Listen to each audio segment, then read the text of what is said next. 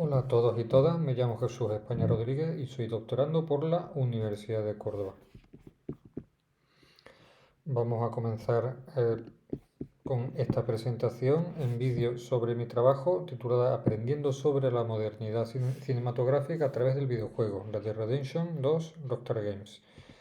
Por hacer levemente una introducción de esta que será este vídeo esquema sobre un trabajo posterior. Ya digo, estamos muy constreñidos por el tiempo, así que voy a intentar ser muy breve. Vamos a hacer una panorama actual del videojuego, muy somera. Igualmente vamos a hablar de las posibilidades del lenguaje o narrativa del videojuego, características, concretamente las mecánicas. Vamos a hablar de los juegos de mundo abierto y esa conexión que vamos a ver en este trabajo va a ser entre modernidad y videojuego va a ser sobre todo a partir de un concepto que es el de vagabundeo de Deleuze, ¿de acuerdo? Insisto en que en un posterior trabajo desarrollaremos otras características de la modernidad aplicadas a este videojuego y su posibilidad como docencia universitaria para conectar ese videojuego con el cine, en este caso con las teorías de la modernidad. Esa última parte será conectar un poco el Red Dead Redemption con la modernidad cinematográfica. Esa panorámica del videojuego, pues por hablar someramente de algunos detalles económicos, vemos en esta imagen como en la Olimpiadas celebradas en Japón, el primer propio ministro utilizó ese supremario para hablar de la propia marca Japón, la marca japonesa, el videojuego del Super Mario Bros. Tenemos como mercado más importante el estadounidense, que mueve unos 100.000 millones de dólares al año. Como detalle, esa compra de Microsoft de esa compañía desarrolladora de videojuegos de Blizzard por unos 70.000 millones de dólares y algunos precios, algunos números de ventas de videojuegos como Minecraft 300 millones o el Red Dead Redemption 2, el videojuego del que vamos a hablar hoy, con unos 60 millones. Grand Theft Auto 5 también otro superventas con 190 millones de copias. Industria cultural del videojuego. Aparte de lo económico, tenemos una compañía que se parece o que se asemeja un poco al cine. Tenemos grandes compañías y compañías indies más pequeñas que hacen juegos más alternativos cerca del vídeo, el juego arte.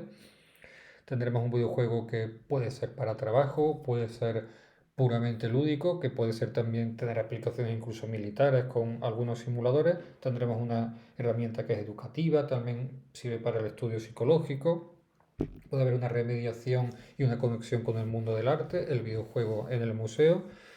E igualmente tendremos un punto de convergencia para muchos pensamientos teóricos que van desde teoría del cine a la televisión, semiótica, estética, estudios del juego que son anteriores a la aparición de los videojuegos, obviamente, teoría literaria, etcétera, ¿de acuerdo? Igualmente tenemos una intención del propio videojuego en hablar de su propio medio desde el punto de vista teórico, que he hecho una lista con algunos hitos en esta evolución de la teoría del videojuego. Voy a centrarme solo en citar Trigger Happy de In the Life of Video Games, que es el que de Steven Poole de 2000, que empieza a intentar conectar el videojuego con la estética, a relacionarlo con filósofos, etcétera. Igualmente he citado aquí Game Studies, que es una revista muy bien posicionada a nivel de impacto. Vicio inherente, un poco haciendo un juego con ese nombre de la novela de Thomas Pynchon. Tendremos cuáles son las características concretas o inherentes del videojuego como medio, pues esa narrativa propia o esas características que se pueden eh, aunar en esos gráficos, esa actividad del jugador o jugadora, que será la interacción que derivará en las mecánicas de las que hablaremos, la interfaz o el propio algoritmo. ¿De acuerdo?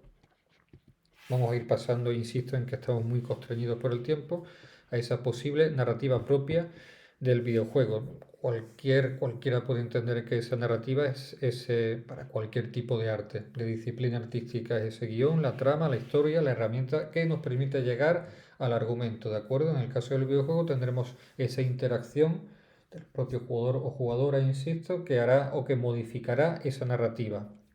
Por hablar un poco de los tipos de narrativa, la embebida será la que más nos va a conectar con un medio como el cine, por ejemplo. El videojuego se interrumpe para que aparezca una cinemática, habrá texto, es la más evidente. Y la narrativa emergente será la que se manifiesta a través de las propias acciones del jugador o jugadora. Esta es la más interesante. La narración del videojuego, pues los dos niveles propios de la literatura, la idea y del cine, que sería ese mundo sensorial, con esa interacción, que es ese nuevo nivel, ¿de acuerdo? Y aquí tenemos un poco la importancia de las mecánicas ahora de narrar en el videojuego. La mecánica será esa acción de jugador o jugadora que tiene una parte física, por supuesto, apretar un botón, pero que igualmente tendrá consecuencias en el mundo, en el lore del videojuego. Se modifica la posición o características concretas de los objetos o el entorno. Eso es una mecánica. Perdón. Elliot Avedon habla de esa mecánica definida por la interacción, pero constreñida a las reglas del juego. Miguel Sicar hablará de agentes con capacidad competencial para interactuar en el juego. Ralph Koster hablará de una... Será curioso, esa caja negra de reglas que el jugador o jugadora nunca va a conocer. Robin Hunikel, Mark LeBlanc y Robert Subeck hablan de mecánica, dinámica y estética. Y finalmente Jesper Juhl dividirá esos gameplays. Un gameplay es la experiencia concreta de cada jugador de juego. eh, Particular, la experiencia particular de juego. Gameplays progresivos, emergentes o una combinación de ambos, ¿de acuerdo? El mundo abierto, ¿qué es un juego de mundo abierto o sandbox? Pues como imitación de esas cajas de arena donde los niños tienen una relativa libertad. Este será igualmente un juego de mundo abierto, que hay una historia oficial, pero que igualmente te ofrece una serie de posibilidades para desviarte de esa historia oficial y seguir tu propio ritmo en el juego. Un sandbox mecánico abierto, un mundo abierto mecánico tendrá un mapa masivo y una serie de hitos para ir completando, como una especie de reclamo para completistas. Un sandbox orgánico sería un poco menos pautado e invitaría a tener tu propio ritmo aún más dentro del juego. Esta imagen que veis aquí es del Zelda Breath of the Wild, que sería un tipo de sandbox orgánico, pero Víctor Navarro habla concretamente de algo que me parece curioso, que es de lo capcioso de la libertad del jugador o jugadora dentro de un juego, porque al fin y al cabo siempre estás constreñido a unas reglas que de alguna forma te dirigen, una libertad dirigida que obedece o que responde a una retórica o a una ideología concreta, que sería la de los desarrolladores o desarrolladoras. Sobre la modernidad cinematográfica, pues por hacer un resumen de un tema muy complejo, resumen en segundos. Entiendo que esto es complicado, tanto de explicarlo como de entenderlo, pero bueno, lo intentaremos.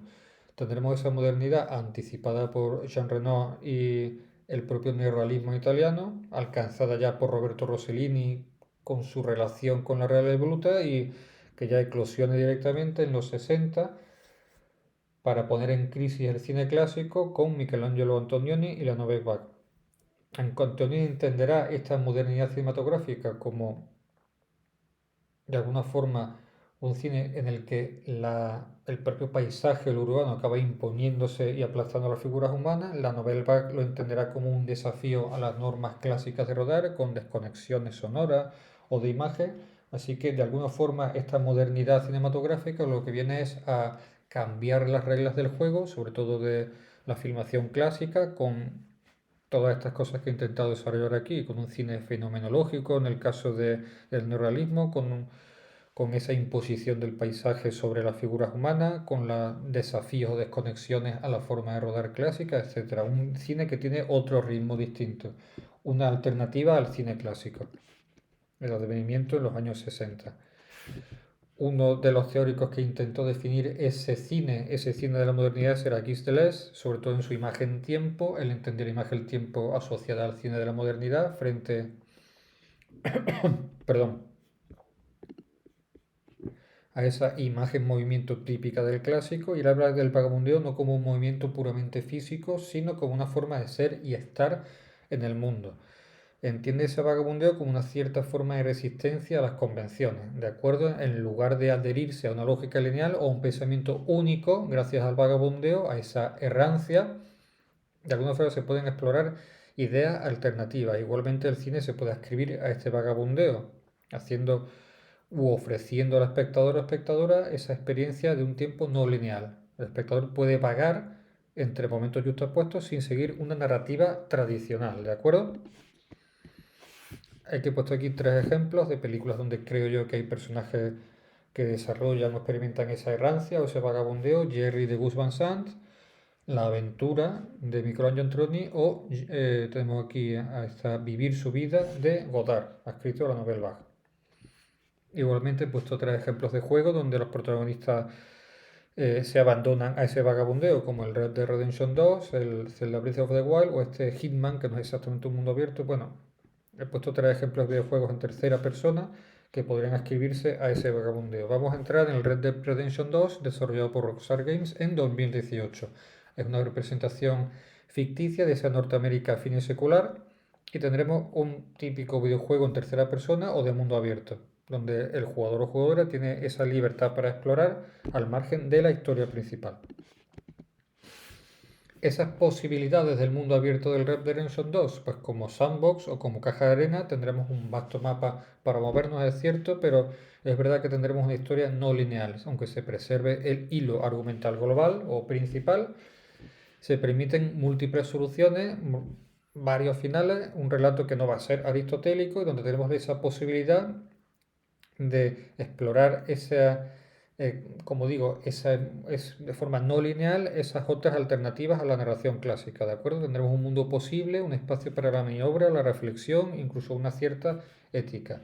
Así que, insisto, tenemos un producto que al narrar su propio universo, esto es lo que puede tener que ver con lo profílmico del cine, es realmente clásico, se cuida los- el detalle al máximo para que de alguna forma el espectador intente o pueda confundir ese entorno con la propia realidad, con un mundo posible.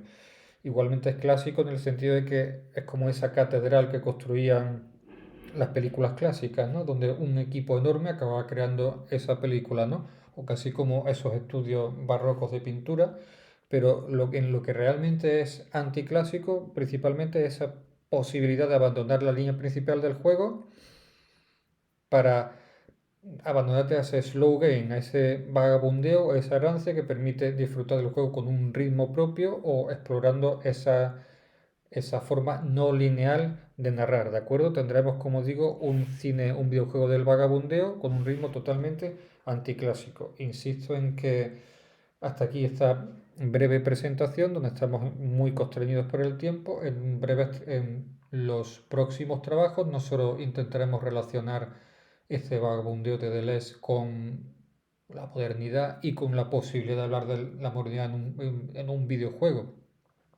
sino que intentaremos hablar de otras características de la modernidad como posibilidad docente para hablar de la teoría del videojuego, igualmente de la teoría del cine, y en este caso para vincularlo todo con la modernidad cinematográfica, ¿de acuerdo? Sin más, muchas gracias por su tiempo y atención.